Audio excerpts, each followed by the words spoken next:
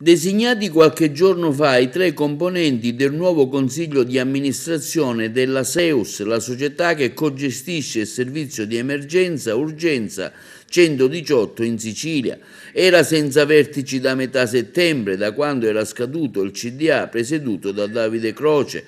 A capo del nuovo consiglio di amministrazione è stato indicato Calogero Ferlisi, ex magistrato e presidente del TAR di Palermo, designata pure Simona Taibi, mentre è stato riconfermato l'agrigentino, dottore commercialista Pietro Marchetta.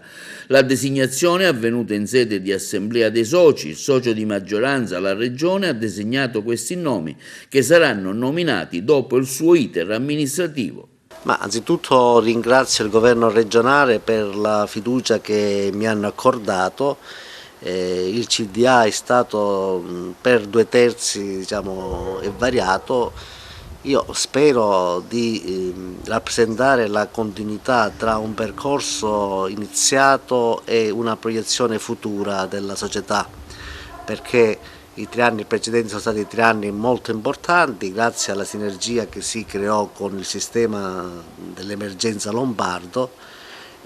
Si sono risolte molte cose, soprattutto per quanto riguarda il personale, quindi togliendo dei contenziosi e delle problematiche che erano rimaste insolute.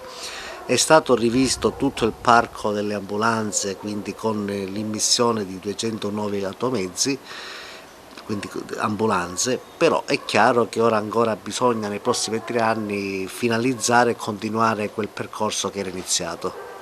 Un anno particolarmente difficile con la pandemia incalzante, insomma è stato un anno sicuramente importante anche per voi, per dare le giuste direttive anche in concomitanza con quelle nazionali e regionali.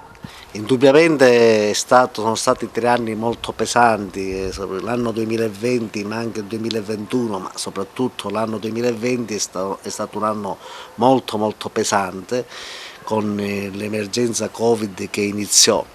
Chiaramente ora il sistema è più attrezzato, però è chiaro che ancora bisogna che il parco delle ambulanze deve essere implementato di altre 80 unità, perché ci sono chiaramente dei tempi in cui il sistema delle ambulanze va variato. Poi chiaramente dobbiamo ancora più razionalizzare le politiche del personale per cercare appunto di massimizzare, forse anche con una implementazione della forza lavoro, per cercare di evitare appunto dei fermi tecnici delle ambulanze, ma soprattutto per cercare di svolgere un servizio più efficiente.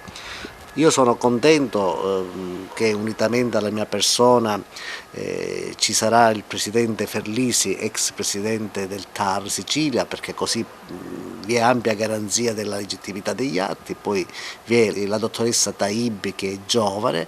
Speriamo di fare una squadra che possa affrontare il prossimo triennio con